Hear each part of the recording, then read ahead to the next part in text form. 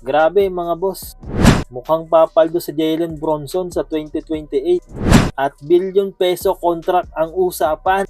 Ito nga ay dahil eligible na siyang pumirma ng max contract extension na aabot sa $417.8 million o kung sa pera natin ay humigit kumulang 24.1 billion pesos. Ito ay sa loob lang ng 5 taon.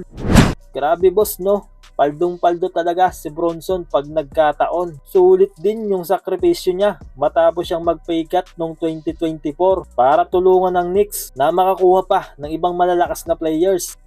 Pero may pasaring si Brunson sa New York Knicks na sana daw ay gawin ng Knicks ang tama para sa kanya dahil pakiramdam din daw niya ay nagsakripisyo siya. Magkakaalaman talaga yan pagdating ng 2028. Pero ano sa tingin nyo mga boss? Deserve ba na Jalen Brunson? I-komento nyo yan sa baba.